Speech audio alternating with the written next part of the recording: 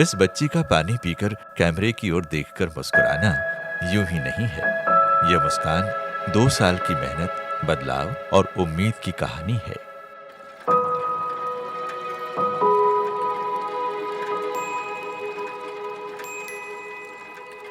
पानी जीवन की सबसे बुनियादी जरूरत, लेकिन यदि यही पानी बीमारी की वजह बन जाए तब? यदि भूजल में फ्लोराइड की मात्रा बहुत ज्यादा होती है तो ऐसे पानी पीने से लोगों को दांतों, हड्डियों और मांसपेशियों का फ्लोरोसिस होने लगता है।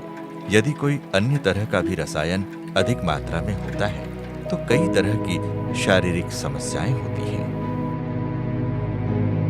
पहले जब मैं आया था उस समय बच्चों को जब पढ़ाता था ना, तो उस समय बच्चे लोग इस प्रकार से हाथ रख के बात करते थे, क्योंकि उनका दांत बहुत ज़्यादा खराब था।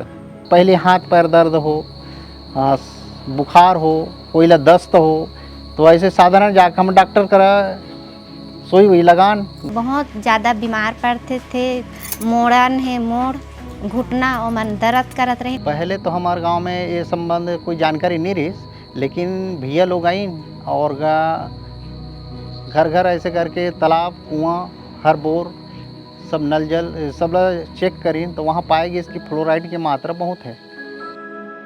इस बड़ी समस्या से निपटने के लिए वाटर एड ने अरमानी और जिला प्रशासन के सहयोग से कांकेर जिले के 21 गांवों में वहां के लोगों और ग्राम पंचायत के साथ मिलकर स्वजल सुरक्षा परियोजना की शुरुआत की। हमन जब 2 बार चेक करथन, ओकर बाद घर मन में बताथन कि फ्लोराइड पाए गए है और यहाँ पानी यूज मत करूँ कह के घर मन में जाके बताथन। ओकर बाद मन वहाँ के यूज नहीं करें। जो पीने लायक पानी रहते ओला सुरक्षित बताथन और जो नहीं रहा है ओला लाल कलर डाल देथन, पेंट कर देथन। फ्लोराइड की अधिकता से हमारे जो कांकेर जिले के कुछ विकासखंड के ग्रामों में फ्लोरोसिस की समस्या है। फ्लोराइड एक्चुअल में ये बहुत अच्छा एलिमेंट है हमारे शरीर की ग्रोथ के लिए, लेकिन जब किसी एलिमेंट की हमारे बॉडी में कंजप्शन ज़्यादा हो जाता है, खासकर जैसे फ्लोराइड की अपन बात करें, तो ये फ्लोरोसिस नामक इसमें बीमारी होती है।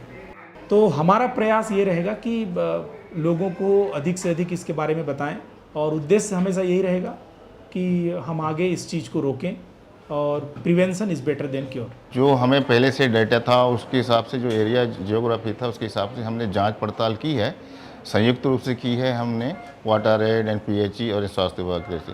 तो ऐसी जगह पे जहाँ पे अधिकता में पाई गई है फ्लोराइड, तो उनको हमने प्राथमिकता में लिया है। जांच किया गया है, परीक्षण, स्वास्थ्य परीक्षण किया गया है और साथ ही साथ इलाज भी किया गया है। और जैसे दांतों में विकृतियाँ आई थी, स्टेनिंग आई थी, उनका भी यहाँ पे डेंटल विभाग के द्वारा उपचार किया गया है और उपचारित किया जाता रहा है। पहले से ही हम ये चाहेंगे कि ऐसे जगह हम चिन्हित करें जो भविष्य में हमारी कम्युनिटी को ज़्यादा प्रभावित करेगा, तो उस पर हमारा फोकस ज़्यादा रहेगा। जब गांव के सभी निजी और सार्वजनिक स्रोतों में पानी की जांच की गई तो पाया गया कि कुछ स्रोतों में फ्लोराइड की मात्रा मान्य सीमा 1 मिलीग्राम प्रति लीटर के अंदर है। ऐसे स्रोतों की मरम्मत की गई, पाइपलाइन बिछाया गया, टंकी बनाई गई और पूरे गांव को इससे पानी दिया जाने लगा। स्कूलों और आंगनबाड़ियों में फिल्टर लगाए गए ताकि बच्चों को भी सुरक्षित पानी मिले। भूजल के इस तरह कम होते ना तो फ्लोराइड के मात्रा बढ़ जाते। भूजल के इस तरह जब बढ़ते ना तो वो कमी हो जाते। स्कूल में जो रेन वाटर हार्वेस्टिंग लगाया गया है फ्लोराइड को कम करने के लिए, उसमें 3 साल पहले जो जांच किया गया था उसमें और अभी वर्तमान में जो जांच किया गया उसके तुलना में फ्लोराइड की मात्रा कम है। सिर्फ साफ पानी पहुंचाना ही मकसद नहीं था, बल्कि भूजल में फ्लोराइड की मात्रा ही कम हो, इसके लिए भी काम शुरू हुआ। लोगों को वर्षा जल संचयन के तरीके बताए गए। छत्तीसगढ़ के गांवों में घर से जुड़े हुए बाड़ी यानी पोषण उद्यान की परंपरा पुरानी है। फिर से लोगों को इसके लिए प्रोत्साहित किया गया।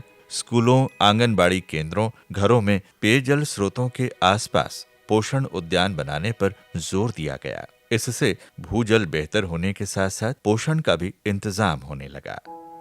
इस पूरी योजना की रीढ़ है जन भागीदारी, इसलिए इसके स्थायित्व की उम्मीद भी ज्यादा है। गांव में जल सुरक्षा समिति बनी हुई है जो पानी की सप्लाई और रखरखाव की जिम्मेदारी निभा रही है।